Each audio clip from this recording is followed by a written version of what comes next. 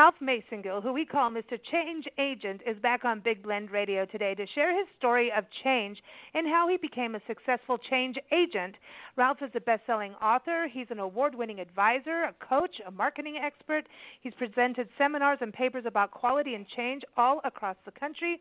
I know that he went to Columbia, so he likes to hop around the world, too, not just stay in the States, because he likes to have a change of scenery, right? All the time. I know. He's also an entrepreneur that has 40 years of professional business experience. He founded his company, Masengill Marketing Associates, to help individuals and organizations plan for and ultimately embrace, guess what? Change. His company has won over 850 national and regional advertising and marketing awards. Now, his latest book, it's a must-read book. It's called Conquer, Change, and Win. Not wine, as I like to say, but it's Conquer, Change, and Win, an easy-to-read, fun book on the serious subject of change. We're happy to have Ralph as one of our Big Blend expert contributors here in Big Blend Radio and also in Big Blend Radio and TV magazine. You'll see him if you go to our expert department on blendradioandtv.com. But the most important thing is to go get his book.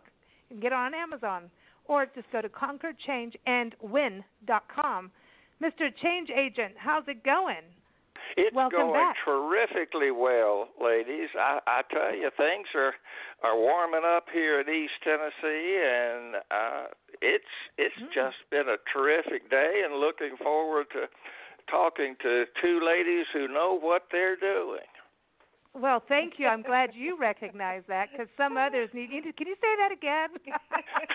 Just saying. Well, I don't stutter.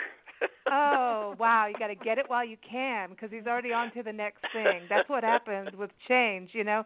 We're really excited because we're going to be featuring this up. Well, it's all, if you go to blendradioandtv.com, type in Ralph Masengill, you'll find him. I answered 10 questions about being successful in the world of change, being a change agent.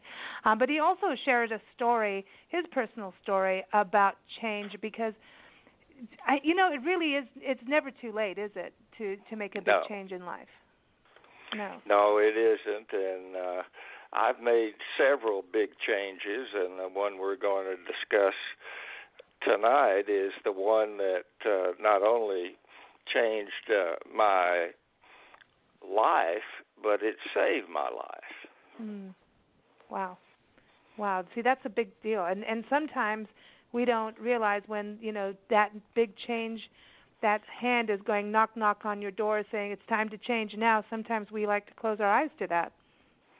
Well, I know if you need any advice and counsel on how to ignore the obvious, you need to contact me because I'm an expert at it. Okay. So when did you realize that change is important? Was it before your the big change? Okay, everybody, we're not talking about that big change in life. You know what I mean? No, I'm heterosexual. All right, he's got a deep voice too, just to make sure. But did you know about change before you went through this bigger change in your life that really saved your life? Yes, I was a Deming disciple before I had my big change, and Edwards Deming, and it is with an S. Deming is the fellow who changed everything with Japan. He is the guy who brought quality products and quality thinking to the Japanese, and each year the Japanese give the highest business award they can give, and it's called the Edwards Deming Award. So he is revered still in Japan, and of course that was some 40 years ago when he did that. Wow. So that's where you got involved in understanding that we have to have metamorphosis in our life. Absolutely, and we need to do it constantly because there's no standing still. We're either going forward or we're going backward, and those are the only two choices. Treading water will cause you to drown. That's true. You can't do it for very long. Mm-hmm. No, and it'll use all your energy up, and then when you decide you want to change, it's too late. Mm-hmm. And it was almost too late for me. Well, this is an amazing story because you were very, very successful, but not happy in your successes. And I mean, it was like, so your unhappiness, you turned into, you enjoyed the shine a little too much, shall we say, the moonshine over there. Well, now you could leave off those adjectives. You could leave off too much, a little too much. A lot? Every other day or so, I would eat some bread, but other than that, I had a liquid diet. Wow, that's pretty intense. And yet, at the same time, here you were successful, doing business, and did everybody look? Hey, there's successful Ralph. Meantime, there was the other side going on. Yes, I was absolutely, totally, completely miserable. And the best thing I did was hide it. That is, in order to keep my job and things moving. But it was the worst possible thing I could do for myself. And family. I think it's hard. And yes, absolutely, family. That's another whole story, frankly. But you affect more than one person when you make a huge mistake. It's almost never isolated to just you and the few things around you. It affects a gamut of folks and places and things. So was there something missing that made you, I mean, if you're successful, people would wonder why you are not happy? Is there something missing? Well, yes. I was president of a bank, and the bank was very successful. Everything was just hunky-dory. The only problem was that I absolutely despised being a banker. Oh. Now, the fact that I was pretty good at it was kind of a oddity, because you're usually good at things you like to do, but I was good at this because I was a great performer. So there it is. Yeah. So there's, and then I mean, how do you move yourself forward when you're in that zone? How do you move yourself out of, unlock the door to happy land? Well, you can't. You can't do it by yourself. That's impossible. Lots of folks have tried. I tried for years. And it just won't work. It will not work. You have to have help. You have to have a spiritual awakening, and you have to have a desire to change what your lifestyle is. You have to be willing to go through a total lifestyle change. And if you're not, you're wasting time. Is that, do you think, more difficult if the people like your family around you aren't for the change? I mean, if you're financially successful and they're all happy with everything they've got, but now you're going to make a change that changes possibly how they are, they're comfy. Does it make it like even harder? Well, it is a situation where, why would you want to do that, Ralph? That's ridiculous. Look around you. And I believed that. And things were based on society's numbers. I was doing very well. The only problem was that I, inside, was absolutely falling apart and miserable and in deep, deep depression. But you would never know it because I was a pretty good actor. Mm. And then where did it go from there? I mean, because you're you can't keep doing that. I mean, it's like being on a treadmill. Eventually, Well, yeah. That's exactly right. And after so long a time, and that so long a time was 27 years. Wow. Oh my gosh, Ralph. Yes. Wow. I was a drunk, an alcoholic, practicing alcoholic for 27 years. Wow. And it finally got to the point in my life where, and most folks just don't believe this, but it's still true. I was drinking on average a fifth a day. Whoa. Yes. That's a lot. Wow. But I also had an unbearable tolerance because I'd been drinking to excess for so long. It took a lot to get me where I thought I wanted to be. Isn't that also with drugs too? You're always kind of chasing the first high. Like that's what I've heard about. Hard drugs. This is God had to do this because nobody in their right mind would do it. And I'm sincere when I say I would go to a local bar and I would buy a fifth of liquor and I would throw away the cap, which meant that I was going to drink that before I left. Wow.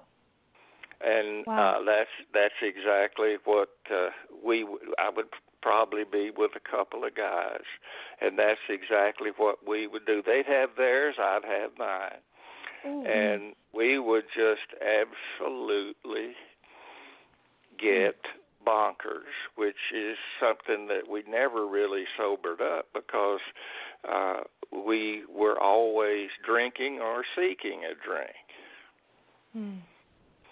So it got to the point that it was just absolutely unrealistic for me to continue on like that. And I got extremely depressed and lost my family,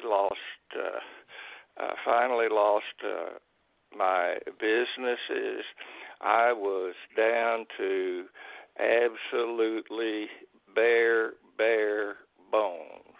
I ended up moving from a very large, beautiful home to one side of a duplex that I owned to live in. And one afternoon, it was a Thursday afternoon about 4 o'clock, I was really depressed, and a friend of mine had been over visiting, and he had left, and I was there by myself, and I decided enough's enough, so I went into my closet and picked up a double-barrel 20-gauge shotgun, loaded it with 2 shells of number 8 shot, and sat down, took my left shoe and sock off, sat there in that chair, aimed that gun at point blank range with one of my hands at my heart, and I pulled the trigger to that double-barreled shotgun with my toe and blew myself away. I was pronounced dead, but obviously I didn't die, and things just got to that point where I tried, and I use this phrase because it's factual. I tried my best to commit suicide. Wow. That's when we get to that point in life, it's such a scary part. Before you continue your story, because I know that you still had it in you to continue after this, and you're a miracle. And I wanted you to explain that to people. That's the truth. Yes. Yes. It was unbelievable that I survived it. When I pulled that trigger with my toe, that the barrel was aimed at my heart. It pulled the barrel down some, and it hit my stomach area and just blew it apart. And before I passed out, I remember trying to hold those intestines in one place. Wow. Because they were all over everything. Wow. And from that point, the guy on the other side of the duplex heard the shot, came over and called MUS, the folks who took me to the hospital, and from there I was in the hospital for about a month off and on. And I guess the thing that really began to hit me what had happened was one afternoon, and I'd been in the hospital a couple of weeks. Mm-hmm. And it's a teaching hospital. It's the University of Tennessee Hospital. It's a teaching hospital. The lead doctor came in, and he had 5 doctors with him, interns. And he looked at me, and he said, "Mr. Masengill, I don't know whether you know this or not, but you are an absolute living miracle." And I said, "What do you mean?" And what he told me was that shotgun shells, the shells that I had put in that shotgun, were rusty and were full of dirt, and that those shells had a span of about 6 to 8 inches. And I did not hit my spleen, my stomach, my kidneys. I hit 0 organs, none except my intestines. And those doctors looked at me, and the lead doctor again said, "We have done a little calculating, and we've gotten together, and we believe that, Mr. Masengill, if you welded that shotgun on a steel tripod and froze you in solid ice, that the probability of that shot being repeated is 1 to 1 million. Wow.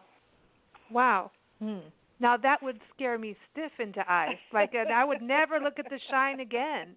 That would be it. I'd be like, I was affected by that. I didn't drink for another 5 days. Oh. Wow. I'm serious. I am very serious. So this is okay. So I know in your article you talked about hearing like a voice. You've got that little voice. Mm-hmm. We all have yes. the voice.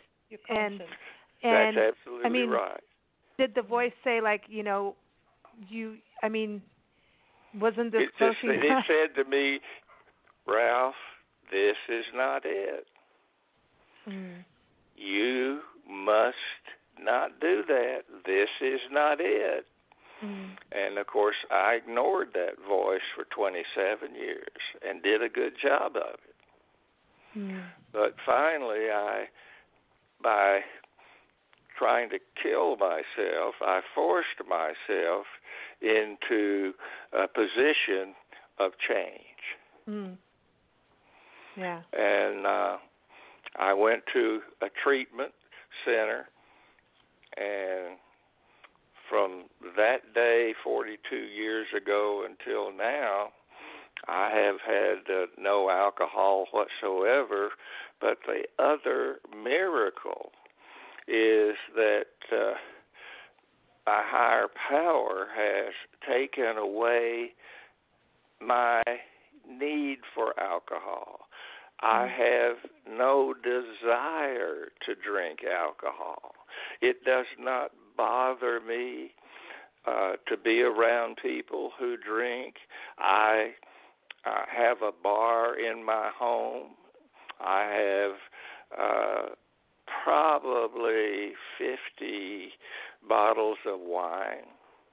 My wife enjoys that. And if it bothered me at all, there would be none in this house. Right. But I totally lost, and this is the key word, the compulsion to drink any kind of alcohol. And that is an absolute, total miracle. It is as rare as hen's teeth. Mm-hmm. I don't fight anything. I don't have the stiff arm it. I just don't have the desire to do it. That's awesome. But yes, and there have been various professional people, psychiatrists and psychologists, interview me and go over that, and they come away saying it's real, but we've never seen this happen ever before. Well, it is. Now, it lots is of folks quit drinking, but they can't. They still have to. They have to watch it. If you know what I mean. And go to meetings and yes, and all of that all the time. Because they always say once an addict, you're always an addict, and you're going to be an addict of just about anything, kind of thing. And that's absolutely true. I still am. I have no compulsion to drink at all. But it is just a miracle that I am extremely grateful for. Well, we are too. Yeah. And I think. Well, and I'm serious. And we really appreciate that you're in this world, Ralph. And we also really appreciate you sharing this story, because I think it's something. It's a very powerful lesson to learn that, number one, you can always turn around, but do you think that, people, I want to go back to that, that voice in your head, it's you got the devil on one shoulder, you got the angel on the other shoulder, you know what I mean? One's going, come on, let's go to the bar. The other one going, no, so don't do that. But we all know when the gig is up, deep down, on whatever it is, whether it's, you're unhappy at work. And it's interesting, so many people that I know, when you're unhappy, and it's like having a toothache is how I look at it. You have a toothache, and if you don't see the dentist, you're going to end up pulling it out yourself, or you're in a massive pain, and you've got to make some kind of change to get rid of that pain. But I think that so many people do end up in places. You're told to do it this way. Maybe you were told as your parents, you will become a doctor, or you will become this. And society sometimes. That's always correct. And there's always that kind of thing, and it certainly was true of my situation. My life, when I graduated from the University of Tennessee, was planned out for me for the rest of my life. Wow. See, that's part of that, I rebelled is a part of it. Rebelling is a part of it. Yeah. I always thought, when I was in South Africa and graduating high school and looking at going to journalism school, until they told me I had to do it, and part of it in Afrikaans, I was like, uh-oh, we're in trouble. I'm going to go work with Nancy. She needs help at the magazine, and that's what I want to do. But they, it was interesting, because in South Africa, and I know, there was also, this wasn't just in this country, it's just back in the day, people used to, in South Africa, if you're a male, you're going to go into the military or college. And then after you get out of college, you needed to go to the military. I don't know if they actually. I don't think they do that anymore. I don't know. But it was mandatory to go to into the military, and some of my friends got hurt, and some didn't. But then others would go backpacking through Europe or in Africa. Maybe you're going to safari somewhere for you start traveling to get some life lessons. And sometimes I wonder about that before people go to college, unless it's really something you already know that you're passionate about, like some kids want to be scientists when they're growing up, and you can't take them away from a microscope. That's who they are, that's what they want to do. But some, I think, if you can, if you're backpacking and living on peanut butter and bread, it's peanut butter day, I have to say it. Then so what? Go out there and do it and experience the world, because I know you've traveled around the world too, so a lot, Ralph. Don't you think that sometimes people need to travel first before they just like box themselves into something that they may not want to do? Because it's expensive to go to college. Well, it's expensive to go to college, and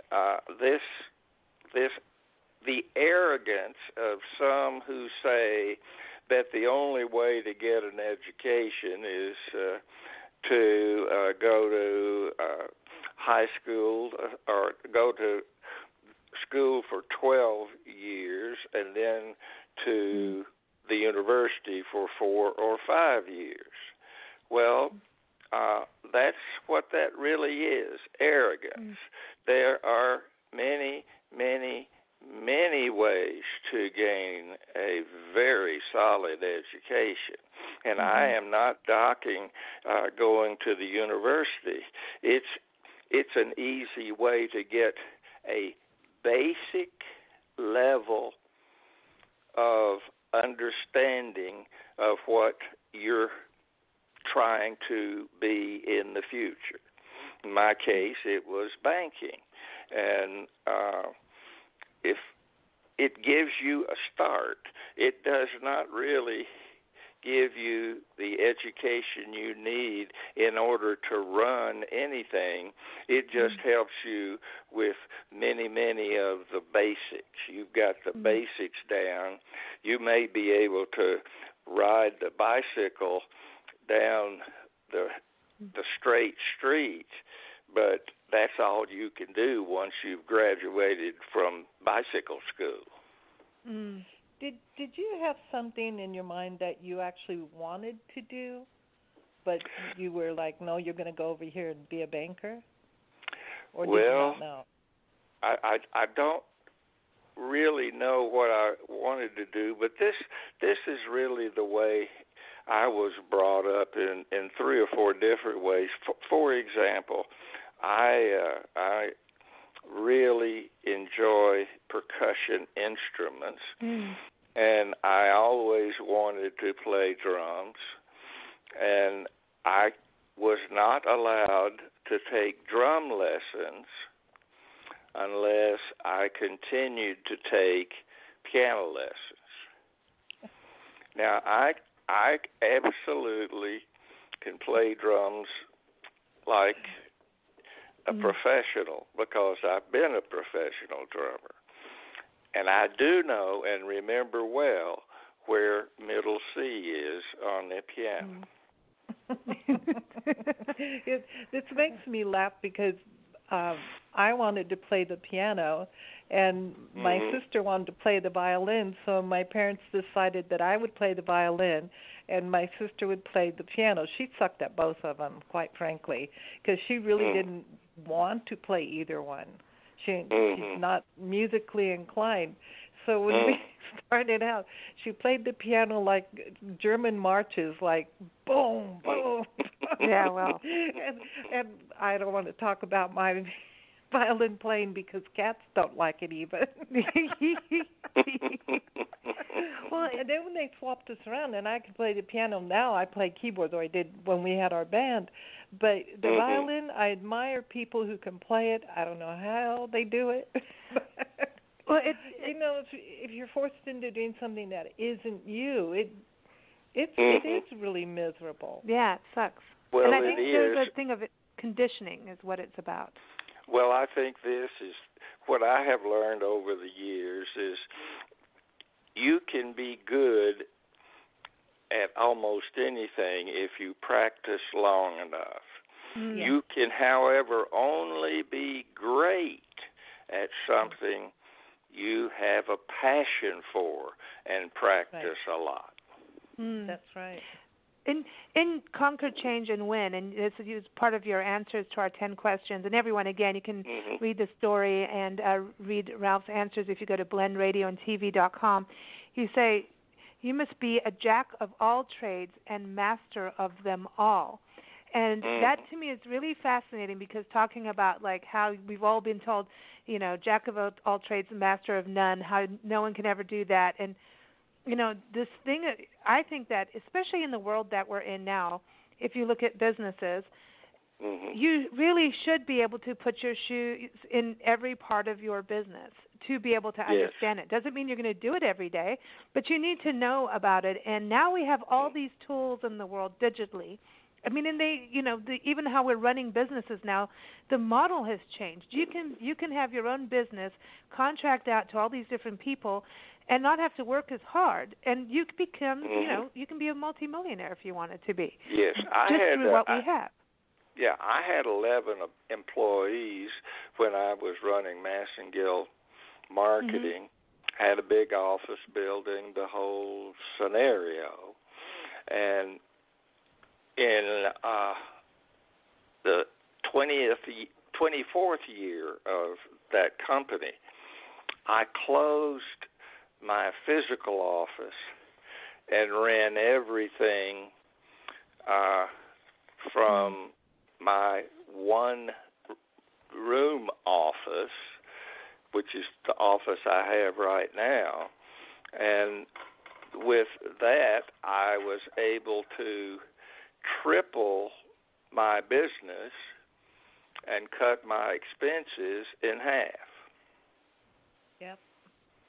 And that's realistic. That is very realistic. That's not any great feat on my part if you do that. And and then you don't have to pay wages.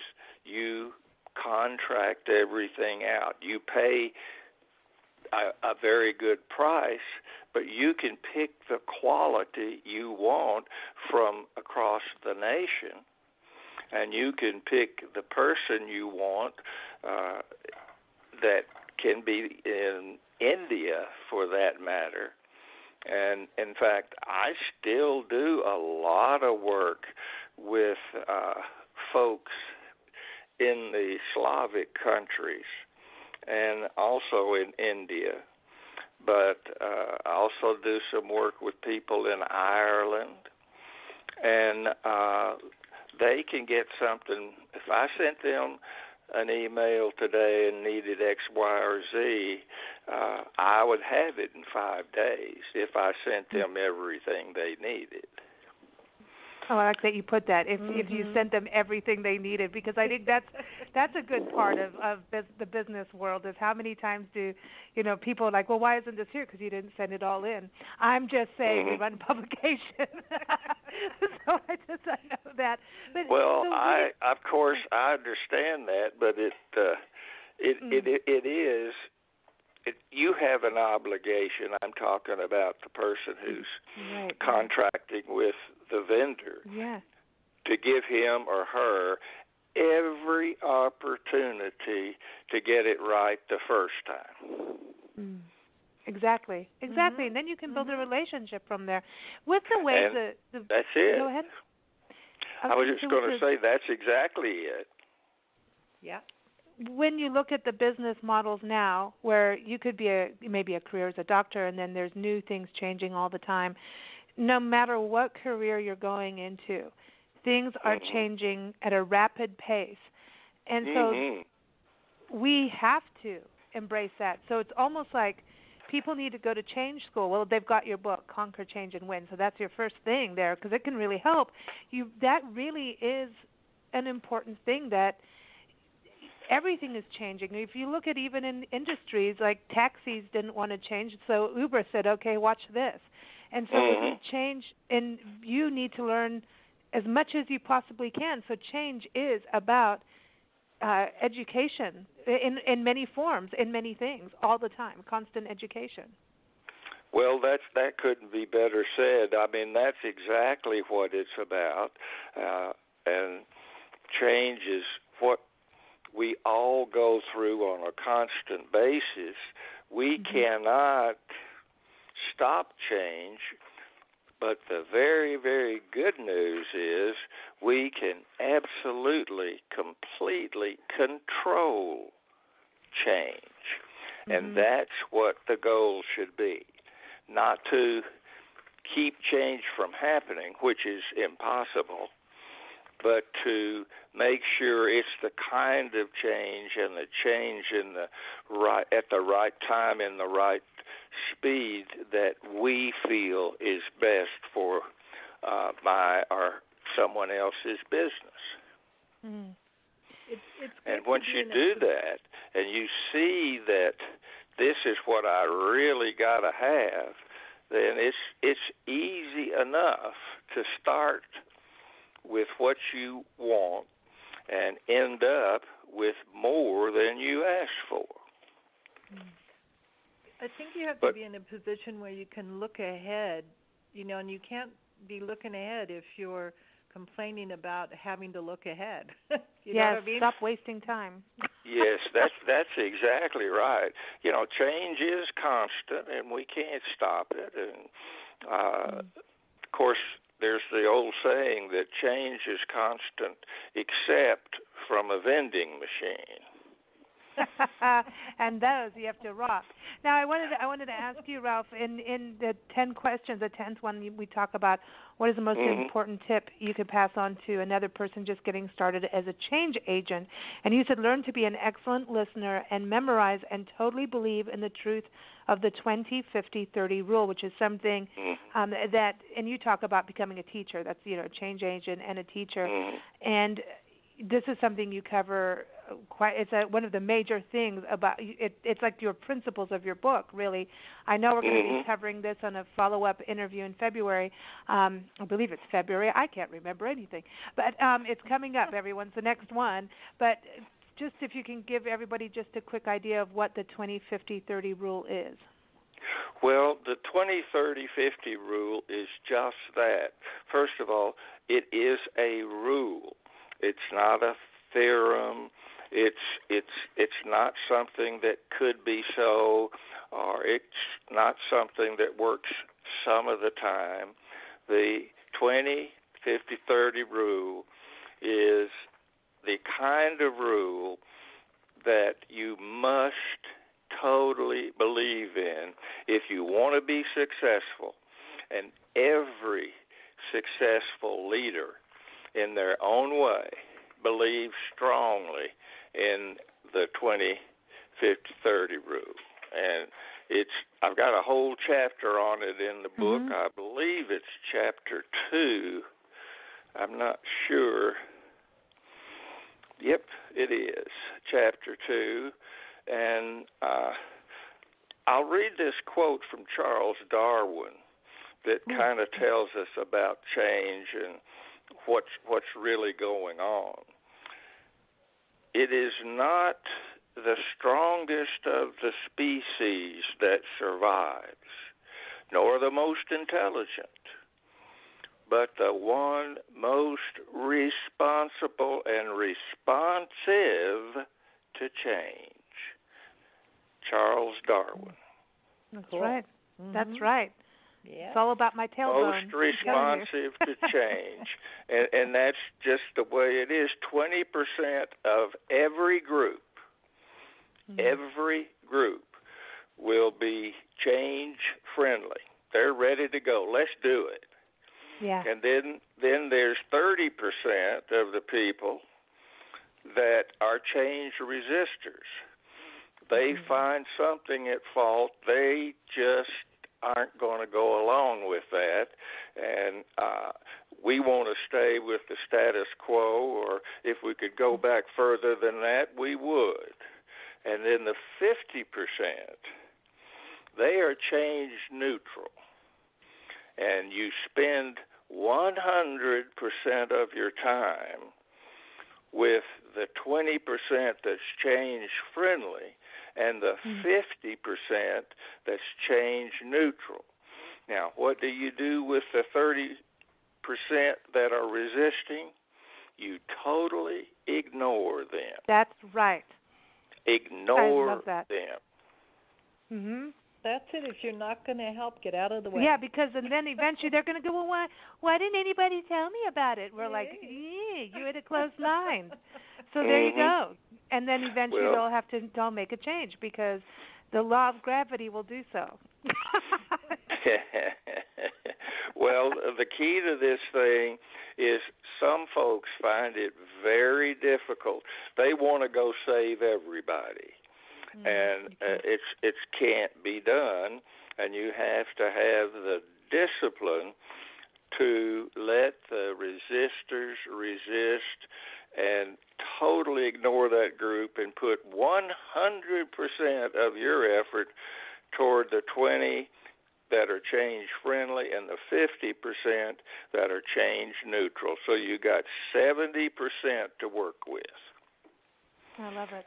I love it. And that's how really political campaigns are won. Yes. Yes. I do dibble and dabble in politics, and I have run many political campaigns, and that's exactly the way we operate. Wow. Ralph, I want to thank you again for sharing your story. And everybody, again, if you go to blendradioandtv.com, type in Ralph, you'll see him in our expert department. You'll get the link from there. You can read his answers to who he wants to have dinner with. It's funny. There's some funny ones in there, I'm just saying. And read his story as well and get some more of his insight. But, again, go to conquerchangeandwin.com and get the book because it's an easy-to-read, fun book on the serious subject of change. And, of course, it's on Amazon and all those great places as well. Ralph is also on Twitter under his name, Ralph Masengill, and also on Facebook under Conquer, Change, and Win. So thank you so much for joining us, Ralph. You know I've got a little music for you. Oh, okay, great. I appreciate that. And thank you, ladies, for the opportunity. Well, thank you. And we look forward to your next appearance.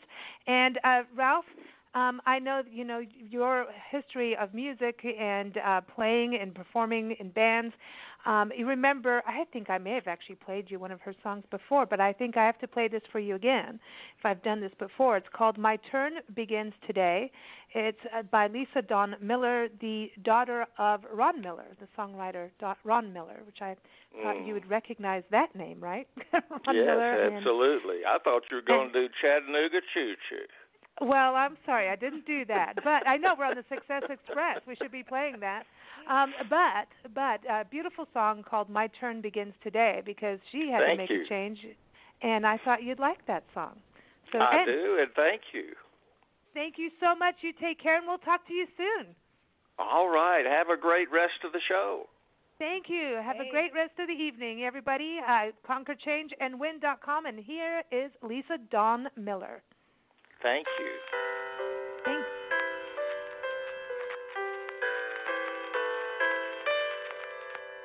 I can see the sun is shining somewhere in tomorrow. There's a place for me somehow. I can hear the wind defining, whispering the answers to me now, and I need to say, my turn begins today. It's time to fly and find a better way. I know